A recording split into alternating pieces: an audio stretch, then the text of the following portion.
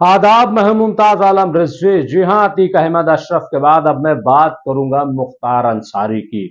जी हां, मुख्तार अंसारी भी अब रडार पर हैं और उन पर भी मीडिया ट्रायल शुरू हो गया है। हालांकि अभी शाइस्ता की तलाश में पुलिस घूम रही है और पुलिस से ज्यादा हमारा गोदी मीडिया जो है वो अफशा की तलाश में है। कहीं वो ड्रोन से उनको ढूंढ ले रहा है, कहीं वो कब्र पे उनको पा जाता है, कहीं किसी के घर में देख लेता है। बहरहाल ये मीडिया जो है वो हमारा बड़ी तेजी से उन्हें तलाश कर रहा है। लेकिन अब खबर यह आई है कि जिस तरीके से शाइस्ता परवीन पर 50,000 का इनाम घोषित किया गया है, उसी तरीके से और मोस्ट वांटेड क्रिमिनल्स में उनको रखा गया है, उसी तरीके से अब मुख्तार अंसारी की जो अहलिया हैं, पत्नी हैं अफशा अंसारी, उन पर भी 50,000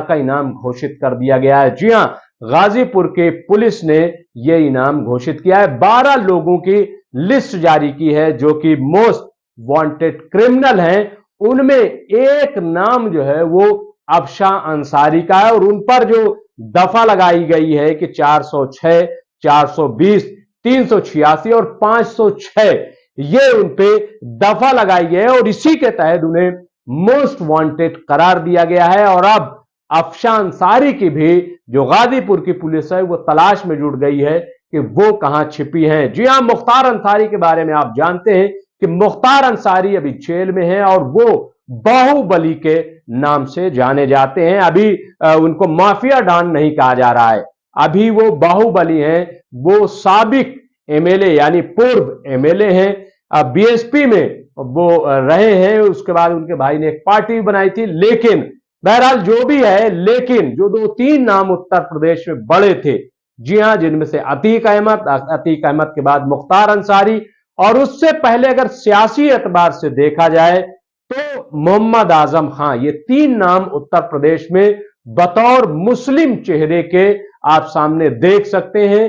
एक नाम बिहार में सैयद शहाबुद्दीन का था, जो कोरोना के दौरान यहीं दिल्ली के अस्पताल में उनकी मौत हो गई थी और यहीं दिल्ली के कब्रिस्तान में उनका जनाजा है। अभी कुछ मीडिया दिखा रहे थे कि ये जो 4 लोग थे, इन्होंने कब्जा कर रखा था पूरे बिहार और उत्तर प्रदेश में और वो उनका साम्राज्य अब पूरी तरीके से खत्म हो गया है। जी हां, जिनमें सैयद शहाबुद्दीन बिहार और इसके अलावा अगर आप पूर्वी उत्तर प्रदेश में देखेंगे तो मुख्तार अंसारी और इसके साथ ही अगर आप देखेंगे तो अतीक अहमद, और अगर आप इधर रामपुर की तरफ आ जाएं, वेस्ट यूपी की तरफ, पश्चिमी उत्तर प्रदेश की तरफ, तो इधर जो दबदबा था वो मोहम्मद आजम खां का था।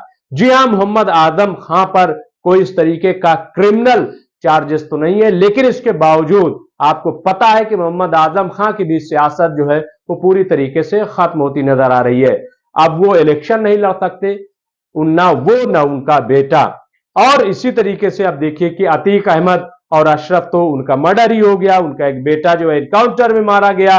जो 4 बेटे हैं अतीक अहमद के, 2 अभी जो है वो छोटे हैं, इसलिए जुवेनाइल जेल में रखा गया है और इस 2 बेटे जो उनके हैं वो नैनी जेल और एक दूसरी जगह रखा गया है। तो बहरहाल सब जेल में है, शाइस्ता सिर्फ बाहर है, उनकी तलाश है। लेकिन उसके साथ ही अब खबर यह आई है कि मुख्तार अंसारी, जी हां, और मीडिया इस पर भी खबरें चलाता रहा है, मुख्तार अंसारी की अब बारी है। और एक दिन तो मैं खबर देख रहा था कि यह तक लिखा गया कि जब से अतीक और अशरफ का मर्डर हुआ है तब से वो रो रहा है मुख्तार अंसारी। उसने खाना छोड़ दिया है, उसने जो है वो, उसको नींद रात में नहीं आती है, काफी डरा हुआ है। इस तरीके की स्टोरियां बहरहाल चल रही हैं। अब कब्र का हाल मुर्दा जाने। जी हां, कब्र में किसके साथ क्या हो रहा है कौन जाने। हो सकता है कि हमारा मीडिया जानता हो। अभी तक हालांकि मीडिया ने यह नहीं दिखाया है कि अतीक और अशरफ जो जमीन में दफन हो गए हैं वो अंदर क्या कर रहे हैं। हो सकता है कुछ दिन में कोई ऐसा मीडिया जो है निकल आए जो बताए कि अंदर क्या हो रहा है। लेकिन बहरहाल कब्र का हाल मुर्दा जाने, ये कहावत है। लेकिन ये जो खबर आई है ये अपने आप में एक बड़ी खबर है, जो शाइस्ता परवीन के बाद अब अफशा अंसारी के ताल्लुक से आई है।